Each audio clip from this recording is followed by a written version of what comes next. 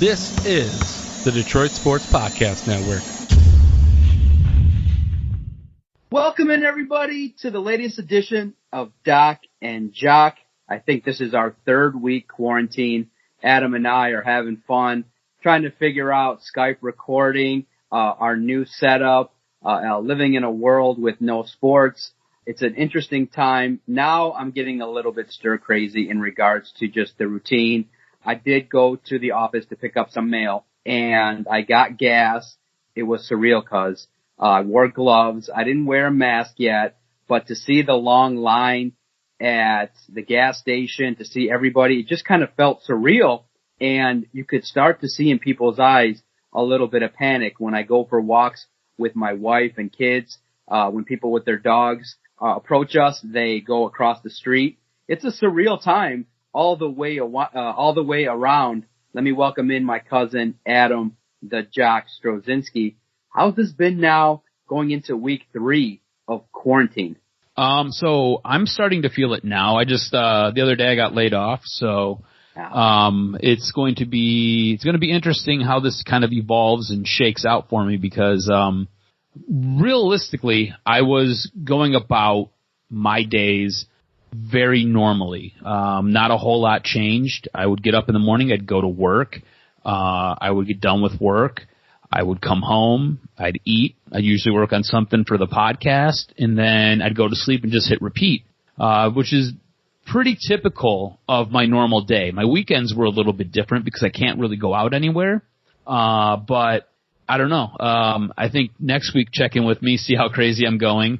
Yeah, man, I don't know. I just found out yesterday that I'm getting let go for now, and we'll see what happens. So hopefully I get some unemployment and try to bridge that gap. And in the meantime, guess what I'll be doing? I'll be looking at some radio jobs. Yes. So maybe we get back into it. I don't know. I mean, nobody's hiring right now, but who knows? Put some feelers out there. Yes, please do. Sometimes it's a blessing in disguise. I know just everything is tough. Look, I can't wait to hear about your experience trying to get on that website for unemployment. I think if it was going to happen, I think now was maybe a better time for you because I think the big wave of people that have applied have been trying, and it's a massive struggle. Really, anything government related just is never easy. And that's what you recognize is that they said that more people applied in the last 3 weeks than the entire 2019 year. And so the website was crashing. You had people waiting all day and night trying to get on it. Obviously, you're going to do it online, but if it's a nightmare, man, you hit that pavement. But the good thing is that as long as it takes for you to get it, they will not, they'll backdate it from the day that you got let go. So it may take a week, but you'll definitely get on it. But it's just a tough time for everybody right now. Things are slowing down, and it just feels like the world has slowed down to a grinding halt. And that's why I think that keeping routines, that's why doing this podcast with you has been so rewarding in that, you know, the world has changed in the matter of like 4 weeks. And it's surreal because I feel good. I'm going strong. My clients are calling me. The work with sports, the NFL never stops. So in that sense, the way in which I'm living hasn't changed too much. I'm a kind of a guy that doesn't do the whole social scene. I go to the bar maybe once or twice a year. I'm a guy that goes to the office, nose to the grindstone, get to work early, come home around 7, eat, watch some TV, call it a day, and text you, make some jokes, and call it a night.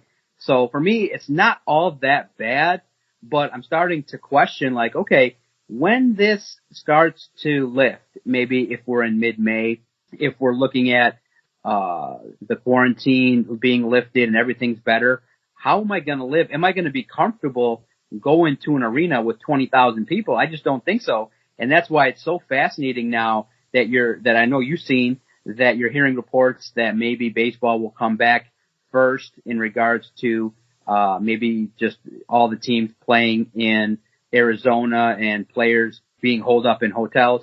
I just think that, the way I'm viewing it, and I'll get your sense of it, is that it feels like sports is kind of rushing to get back. Whereas I think everybody else is just like, you know what, we're quarantined.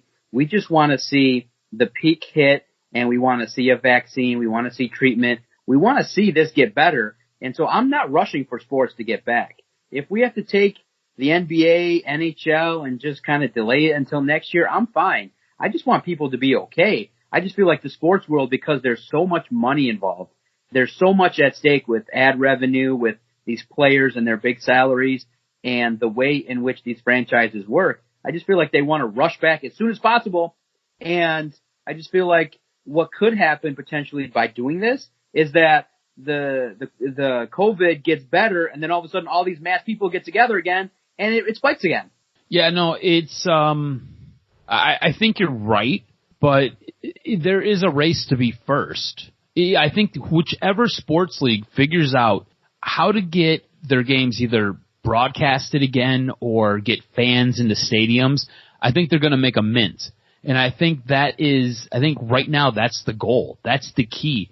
Who can be the first to capitalize on this? Because you're a sports fan. I'm a sports fan. If you're listening to this, chances are you're a sports fan. Either that or you got some kind of sick, twisted humor. You just like to hear us two pontificate on whatever it is that's going on. But there's something there. There's something to be said about being the first to be able to get back and have your games be scheduled and be structured and to be shown, because you have to realize that there are revenue dollars that are attached to broadcast deals. There are revenue dollars that are attached to selling merchandise. There are revenue deals attached to different websites. And when all of this shuts down, all of those revenue sources dry up. So leagues are pushing to get back. And right now it does appear like baseball might have the inside track, because the NBA isn't willing to jump on this. I think Adam Silver's probably been the most progressive out of all of the sports commissioners. He was one of the first to start telling people, get testing. Like, just go out there and get your team, get enough tests to be able to test your players. Because he had people in China that realized what the hell was going on, and it was almost like he was tipped off, and it was like, cool, we'll be right on this. And he sent out a memo and mandated teams do this. Now, some of the teams took this mandate as a serious thing. Other teams did not. And I think what you've seen an outcry from the public, like, why are NBA players treated so differently? It wasn't that they were treated differently. It was just that they were ahead of the curve. You know, Adam Silver's seen this coming down the pipeline and was like, cool, let's get out in front of it and let's handle it before it becomes a big deal. But the NHL, I don't know what's going to happen with the NHL. I don't know how that's going to come back. As far as football, I think football might be the least impacted by all of this because of when the season starts. But right now, you've got baseball. Baseball was supposed to start roughly 2 weeks ago. Here we are with no baseball. Because you asked a good question about the NFL. And it's a fascinating look. Pay attention to the reports, because look what's happened now. The draft is going virtual. So What does that mean? That means that IT people have to show up at the general manager's house and the head coach's house and tie everybody in. So what are some of the IT people and the head coaches and the GM saying? They're a little bit concerned, like, I don't want some strange IT guy rolling into my house to set up some stuff. What does that mean? The constituency is not happy by just this idea and notion of just, hey, yeah, we'll set up a virtual draft and everything will be just fine. There are real life ramifications, because you can't just set up a war room in your basement. Someone's got to come set you up. Someone's got to touch things. Someone's got to do these. And on both sides, the general managers and coaches don't want the IT people, and the IT people don't want to roll up in someone's house, because we are in the state of Michigan. We are locked down. If you're not essential, you're not really supposed to be leaving. And if everything would just be delayed for the draft for 2 weeks, then in Michigan, everything would be slowed down. If everybody just universally, and that's where, not to get too political, that's where I think in life you have to be uniform. You can't have 50 states doing 50 things in a world pandemic.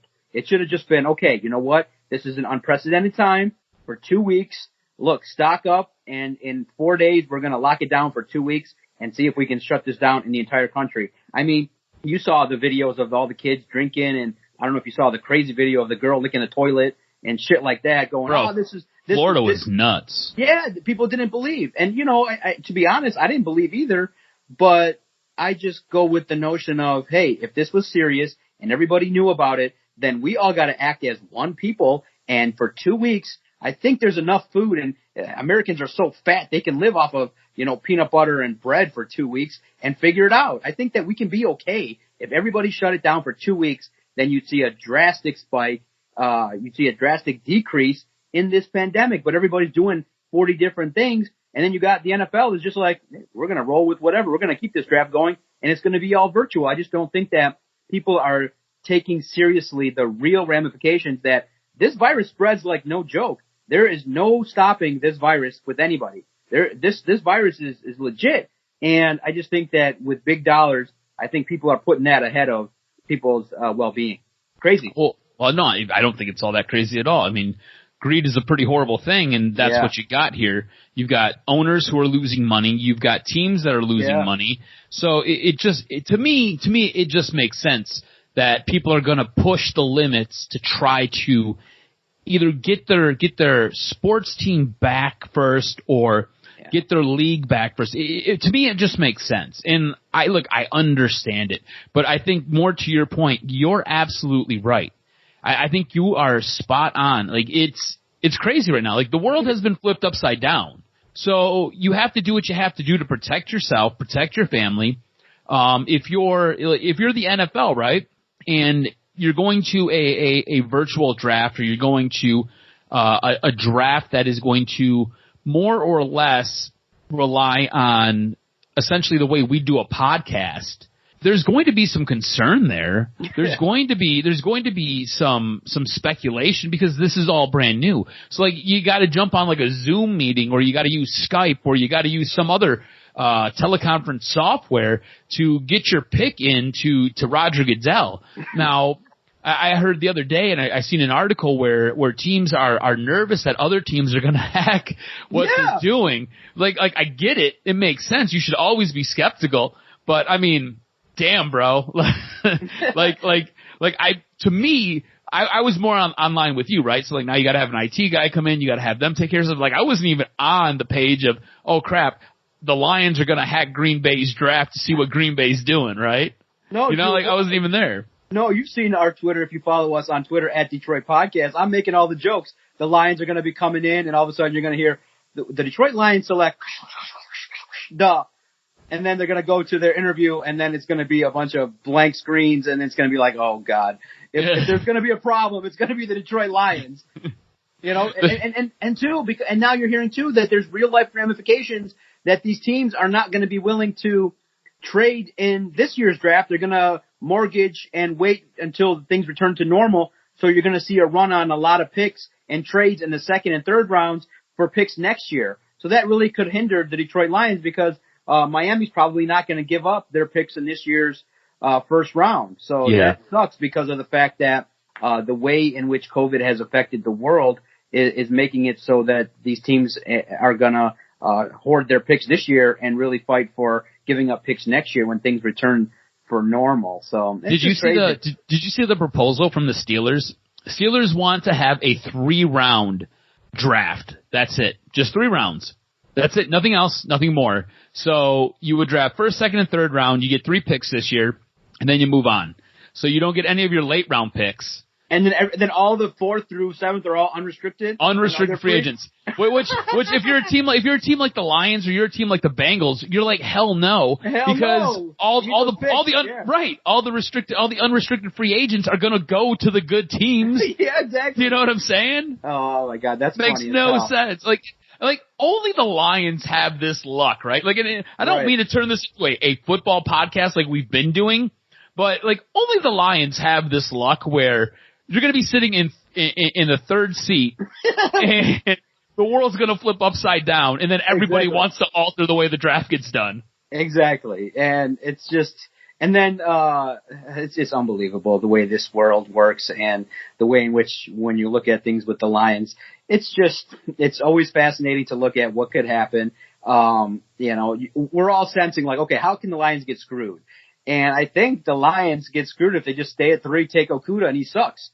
That's the biggest like fear that everyone has because we've all seen cornerbacks that were supposed to be legit, and they, if you've seen articles, now people are talking about which draft picks that Bob Quinn has had that have been busts, and you've seen that of his 34 to 36 picks, not a lot of them remain. And if you want to go back and beat your head against the wall, look at the 2017 draft.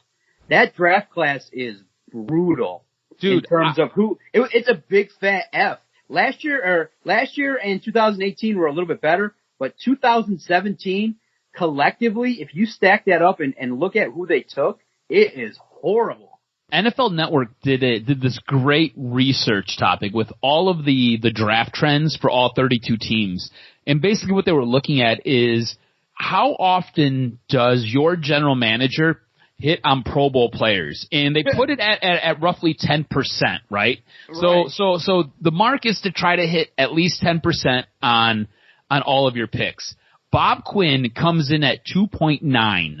Doesn't even hit 3%. That's how bad he does at drafting. He's got one Pro Bowler. That's it. Only one. Kenny Galladay. That is it. What a dumpster fire. I think there were like 2, maybe 3 teams that were ahead of him, and those were general managers who were in their first year. They've only had one draft underneath their belt. This is what, his 4th?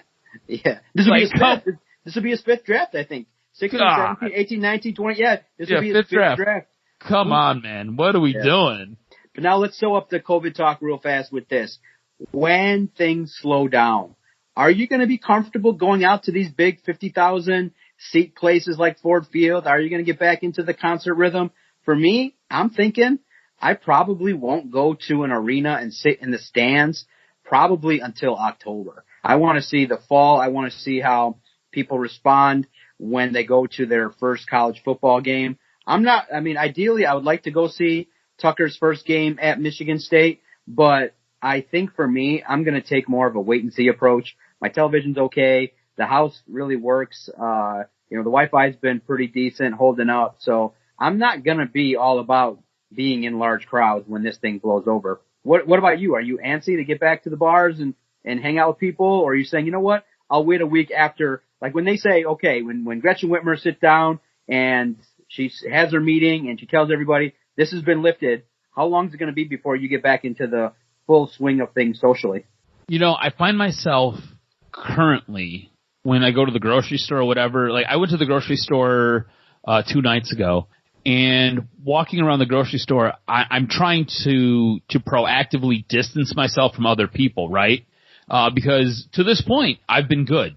I've not gotten sick, and I don't want to risk it. Like my mom has quarantined herself. I won't see my mom for Easter. My mom called me for the first time the other day, and I physically seen her using Facebook's it was Facebook's video chat or whatever it is. Yeah. So it was the first time I seen my mom in probably 2 months. I had issues with my car the other day, so my dad came over, but I didn't even want to touch my dad, right? And I come from a family where we hug a lot, and it was weird, it was awkward, and it's get away, But so when I go to the grocery store, I find myself actually trying to distance myself from other people. When I conduct business in the real world, I try not to be a pariah about it, but at the same point, I'm trying to be conscious of it. And I know when the other day when I was at the grocery store, I did not come up to people. I tried to give them their distance. I needed to get some bananas, and there was a lady who was taking her sweet ass time looking at all the freaking bananas. And I sat there and I waited, literally, I waited for 7 minutes as she went through and she picked out her bananas just so I could get some damn bananas. So I think I'm going to be in your boat. I might not wait as long as you, but I'm going to be in your boat where I'm not going to jump right out and go do things. I'm going to kind of take my time and ease back into it. And, maybe by the time October rolls around when football season kicks off, I will be able to attend a game at the University of Michigan, or I'll go see the Lions, or maybe I won't have this crazy fear of getting sick. But I think I'm in the same boat as you. I'm going to take my time, and I'm going to make educated decisions and do what is best for me at that time. Absolutely. Absolutely. What's on the agenda for the Lions? What do you got? What's on your mind as we approach a couple weeks now? It's getting closer. I just think that for me, and looking at everything, I think it's going to be a much ado about nothing. I don't think Miami's going to trade. I don't think nobody's going to trade with the Lions. I think they stay at 3 and take Okudah, and we call it a day. But, it can be as simple as that, or it can be as wild as the Lions trading with the Chargers or Raiders, and it could be anything. The Lions are keeping everything hush-hush, as they should, but you're hearing a little bit of whispers of ideas and rumors that maybe the Miami Dolphins and maybe the Washington Redskins might not do the same thing that everyone's expecting. You might hear that Miami might move up to number 1 with Cincinnati. You're hearing that maybe Washington could be interested in Tua or another quarterback, but I think a lot of that involves smokescreen and a level of deceit, and I just think that's going to be Burrow, Young, Okudah. And that's the odds-on favorite is what's going to happen when the first day of the draft rolls out. My concern is that the Lions aren't going to be able to conduct a trade. Right. They're going to get stuck with the third pick, and they're going to end up drafting Okudah. I think if that happens, legitimately, I'm going to be pissed. I'm going to be upset if that's the case. I think best case scenario, if you're a Lions fan, you find somebody to be able to trade back with. So whether it be Miami, whether it be the Chargers, whether it be the Raiders. I know you put a mock draft out there the other day where you had the Lions trading back twice in the first round, just acquiring picks. I mean, I love that idea. I think that is fantastic. You get to draft 3 different picks in the first round. I even like what you did with those draft picks. I like where you're thinking. So I'm going to give my hats off to you. You guys go check out, what John does for SI.com with his Lions Maven site. I think it's fantastic. But I think it was really interesting what you did there. Now, if that doesn't happen and the Lions do have to stay at 3, it will probably be Okudah, and I don't know if that's the right pick. I mean, dude, legitimately, you got to come in and you got to transform this defense. And if you don't do it the first year, okay, cool, I get it, but that second year, you basically gotta be a triple OG out there on the corner. Yeah. But I don't think they impact the game as much as people think they do. Corners are just it's kind of like in baseball, right? Where you can usually sacrifice your catcher's hitting prowess if he's really good defensively.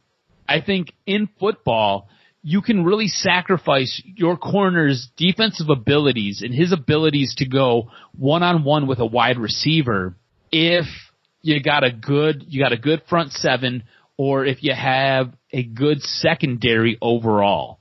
The cornerback position is a position that I think you can hide if you've got other pieces to help kind of protect it. And I don't think you draft guys number 3 overall that as a cornerback or even as a safety, you just don't do it. Like, I don't give a shit if Ed Reed's out there. You just don't do that. It doesn't make sense and it doesn't pay off. You drafted edge rusher for Pete's sake. You draft a D tackle. You draft a linebacker even. Somebody who can get to the quarterback and make life hell for people. You don't draft a cornerback. You just don't. I'm not saying you don't take him in the first round. You just don't take him in the top 3. You don't take him in the top 5. Top 10, cool, but later in the top 10, like 7, 8, 9, 10. But they've got to be like super elite talent. So I look, man, if that's the case, we're going to come on here and I'm going to lose my mind. And then I'm going to do one of those articles where I redraft for the Lions and I'm going to put stuff out there and people will massacre me or think I'm an idiot, or people will totally find that I'm a genius and agree with me because, we're speaking the same language. It'll be one of the two. I don't really know. So I'm not, God. Look, I'm going to be honest with you. I can't wait for the draft, right?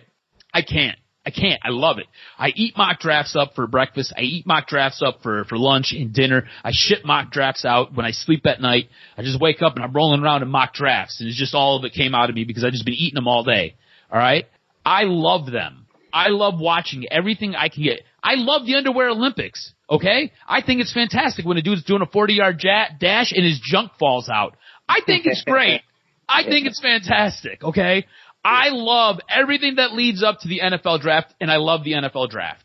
The NFL is a 365-day. It really is. And you can I can't believe it, the amount of attention. I've written an article every day this year, and every day people are checking in, and it's been great. I've been happy. And, between you and I, Twitter has enhanced the communicative experience. You know what they did? I don't know, because I don't think you and I get a ton of bad, nasty tweets, but Twitter's now got a hide reply feature where it doesn't delete the tweet. It just puts it off into a separate category to kind of limit the nastiness.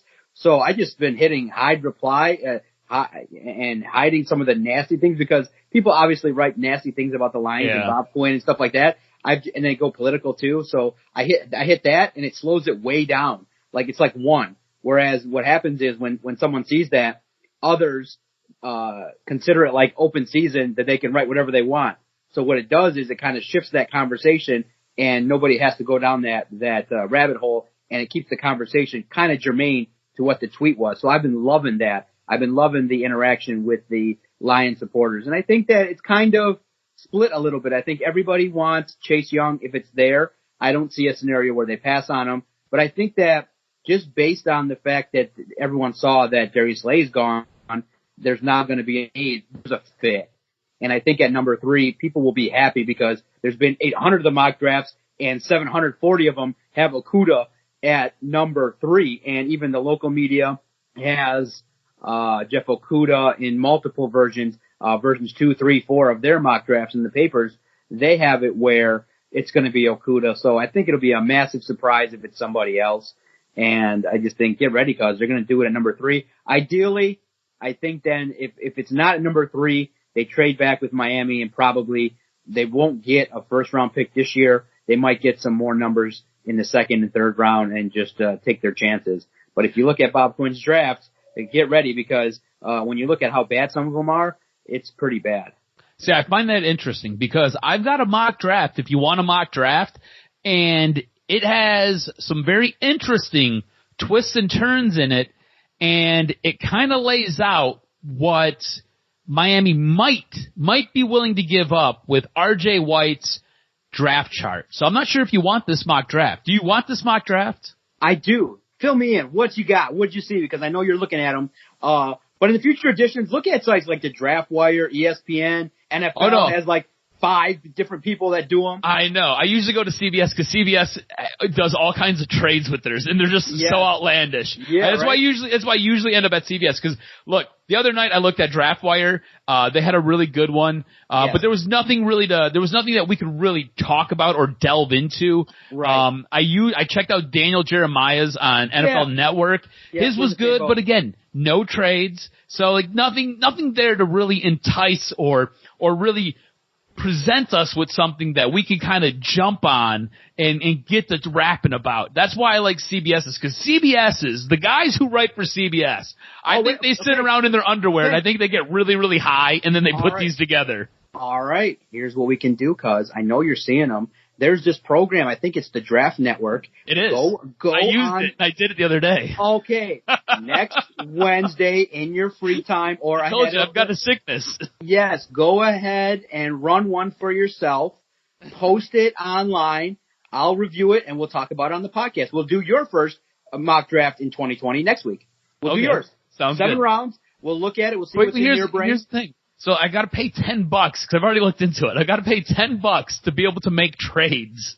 Oh, is that how they get you? That's how they get you. Trades. That's how they get you. You know what? I'll split it. You do it. I'll ship you $5. No worries. I'll Venmo it. Venmo it to me. All right, here. So I got this CBS Sports Mock draft from R.J. White. First overall pick, Joe Burrow goes. No brainer, right? So now this is where things get interesting. Things get interesting at pick number 2 in this mock draft. There are 6 trades that take place in this mock draft. Like I said, these guys sit around in their underwear all day and get high, and then they come up with these mock drafts. They're fantastic. All right, so pick number 2. The Miami Dolphins trade up with the Washington Redskins to go grab Tua. This is what it says. Yep. If the Dolphins are sold on Tua's health, they should get aggressive to make sure they land him. According to my draft value chart, paying number 5, 26, and 39 would be an overpay. but one in line with teams moving up for QBs in 2018. So what he's saying is for the Dolphins to go up to number 2, it's not unheard of for them to give up their first choice in the first round. I believe 26 is their third choice in the first round, and then their second round pick at 39. So that would be, if the Lions could get a haul like that, that would be fantastic. I think we would be dancing in the streets with no clothes on, looking to get the coronavirus. Somebody hug us. It'll be great. But if this was to play out, right? If this draft scenario was to play out, that means Chase Young is on the board when the Lions are drafting, and the Lions select Chase Young with their pick. They don't pick up anything extra, but they do get probably the most elite edge rushing talent in this draft. How do you like that? Hooty-hoo, baby. That's a good one. Good call. I like it. Trades, multiple picks. It allows the Lions to position themselves to get the generational talent to finally get an edge rusher. I mean, cause I think outside of this draft, I think, once people settle in with who they select, the next thing that we're going to turn to is to maybe start a petition. Maybe you and I will start it to tell Matt Patricia, please, if you run a 3.8 again with no pressure in 2020 with your guys, we're going to go crazy. I think my first question's already lined up. I don't care who they draft. I'm going to be like, are you poised to, pressure? Are you poised to, look at me, I might even stammer when I ask him too. Are you poised to bring more pressure in 2020? You know, and he'll be like, well, you know, we can run any scheme and, we're poised to do whatever we got to do in certain situations and things like that. I'll be like, oh God, I just got a feeling that they're going to just roll out the same kind of defense and just try to execute better, which would suck, bro. Their defense, their scheme, they have to use Chase Young and leave 4 people in the box. 4, count them, 1, 2, 3, 4, which means 4 big asses that are supposed to be on the defensive line go towards the quarterback. They go forward. They go into the offensive line, not backwards. So I want to come back to something real quick, right? So with this mock draft, all right, I totally agree with everything you just said. I do, and I hope you get the chance to ask Matt Patricia this, and I hope he's not a condescending jerk and an a-hole to you, because I feel like that's just his nature at this point. I want to touch base on what ends up happening with the players that are around where the Washington Redskins have picks after this trade. So at 5, Washington selects Isaiah Simmons in this mock draft, okay? Wow. So Isaiah Simmons is there. You've got Jeff Okudah there. You've got Tristan Wirfs there. You've got Derek Brown there. So you have your pick of pieces that the Lions could utilize and add to their team. So in this case, I think they probably, at 5, they probably would go Okudah or Isaiah Simmons. It'd be a coin flip between either one of those two guys, I think, is what the Lions would end up doing. But as we move back in this draft, what you have available to you at 26, which I find interesting. Now, this is the pick that Washington ends up picking up from Miami. You've got Christian Fulton, the cornerback out of LSU, out of LSU. So this is a player that I think both of us are high on. He is either the second or the third best cornerback in this draft. I think this is a prime spot where you can take a guy like this and add him to your team. Also, in and around this pick, you've got A.J. Espinosa, who's an edge rusher. You've got Kenneth Murray, who's a linebacker out of Oklahoma. You've got Yurt Gross Mateo, is an edge rusher out of Penn State. You've got Trayvon Diggs, who's a cornerback. You also have Jalen Johnson, who's a cornerback.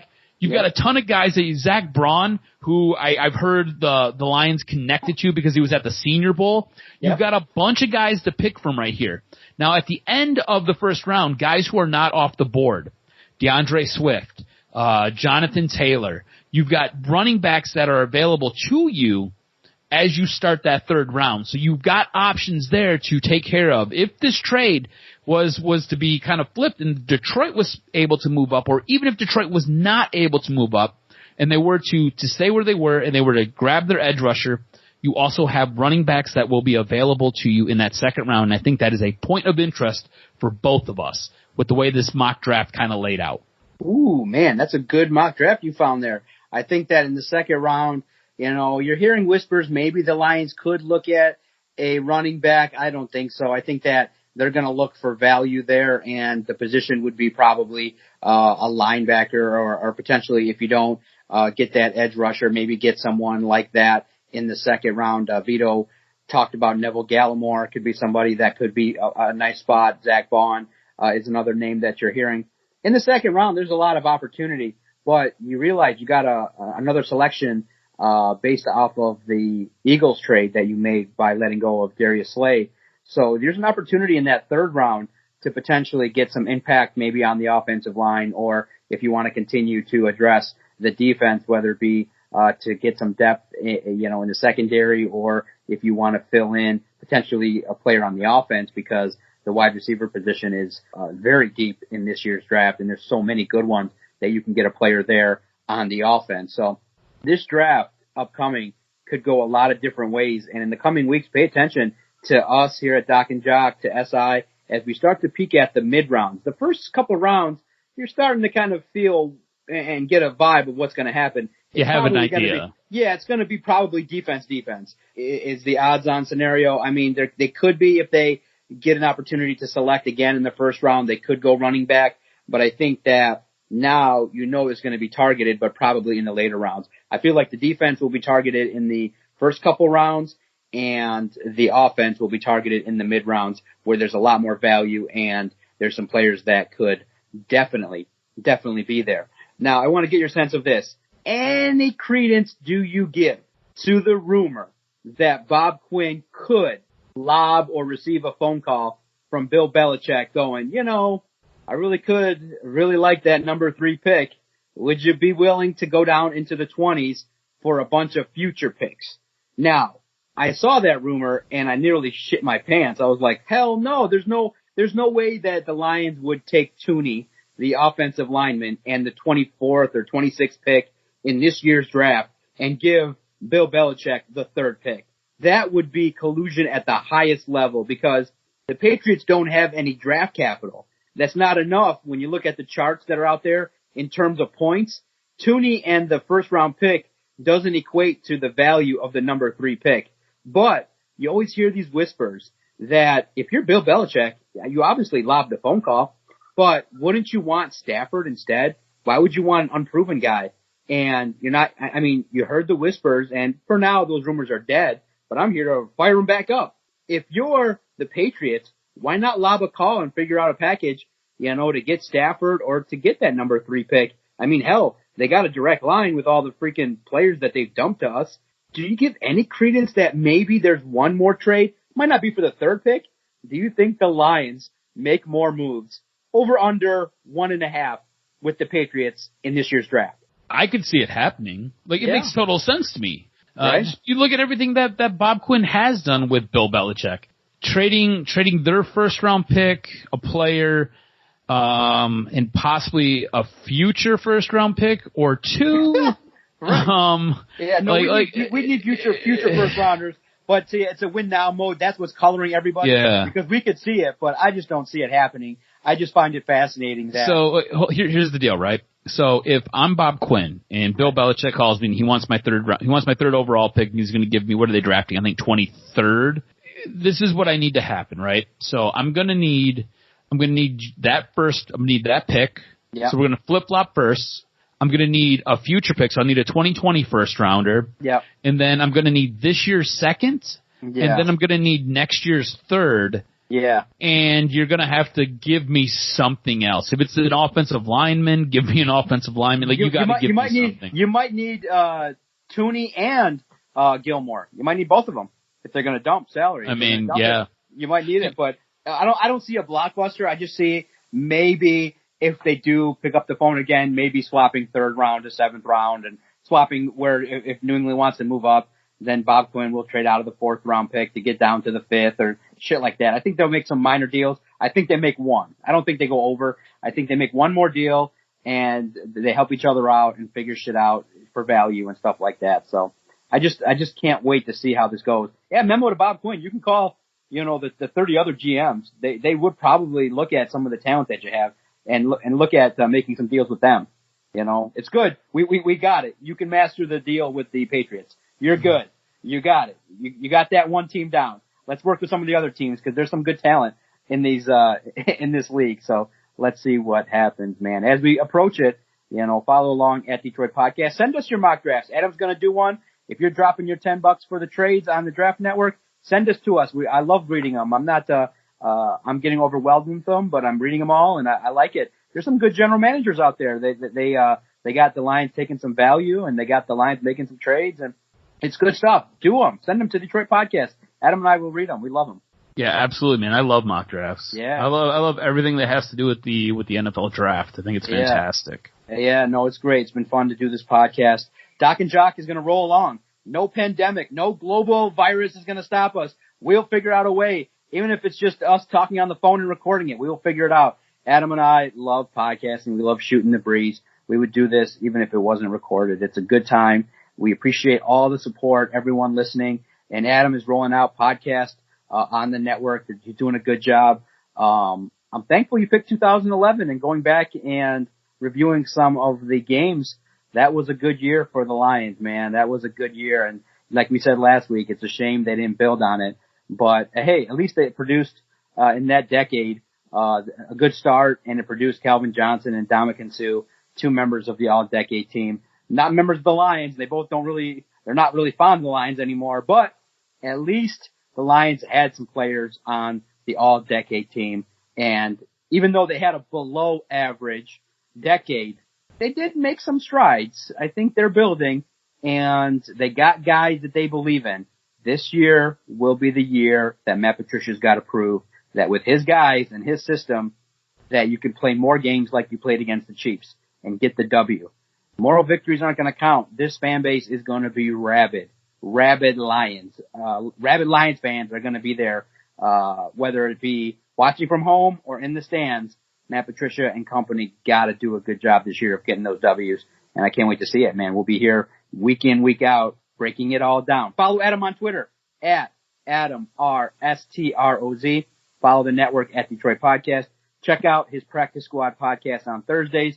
The Throwback podcast is going to air Sundays right around 12/1, around the time of NFL football. You get your fix as Adam and Brendan definitely took a look back at the 2011 season. You've been enjoying that? Oh, man, it's been a good time. Good.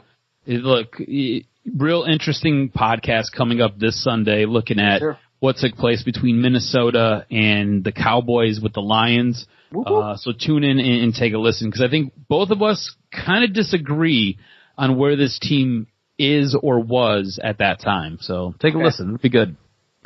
If you're out and about in the next week, drop a mask, bro. Take a picture. You got to. Okay. Wear a scarf. Wear a mask. It's time, man. I bought one. I don't care. I bought two. My sister called me. She was like, "Come to the house. I've got a mask and I've got gloves for you." She's like, "You don't need to be out here doing these things." And I was like, "Doing what? Like I'm trying to get food." Yeah, that's right. I need to buy groceries. What's wrong with you? I bought two N95 masks from some Indian. It looks like online off of Twitter. It went through PayPal. Hopefully it clears. Hopefully it comes. It looks like. Oh. By the way, I got a call today from Jamaica. Apparently, I've got $2.5 million waiting for me. Good man, you're a millionaire. Woo-woo. Just give me your social security number. Give me this and give me that. Give them your numbers, bro. Go for it. Yeah, go for it. Let's do it, dude. Next time you gotta if you get called again, try to find a way to tape it. Tell them to call your Skype. Tell them to call something that you can record and just blast them. Just tell them, look, you think I'm stupid enough to fall for that? Do I look like some moron? Do I look like I'm going to give you anything? And I just don't know how they got my phone number. I was at work. I was at work, and I was like, how? Like, why is Jamaica calling me? Like, I know like 3 people that live in Jamaica, and none of those people are calling me using a landline. They're calling me using some type of internet software. Anything you sign up for nowadays it's been sold, bro. Facebook sold it. Skype sold it. Twitter sold it. Fucking Mark Zuckerberg's bitch ass. Yeah, but now, based on the fact that you've been laid off, I know Pornhub sold it. Yeah. All your info, all your info's been sold, bro. We know where you're going. I've reached the end of Pornhub. I've seen every video. Yeah, what an accomplishment, bro. Put that on your headstone. Good stuff, bro. Look forward to our talk next week. And stay tuned for the Doc and Jock Wrestling Podcast as we review one interesting version of WrestleMania that took place last weekend. Oh, my God. The dumpster fire, John. Thanks, cuz. I look forward to talking to you next week. Take it easy, bro. I'll talk to you.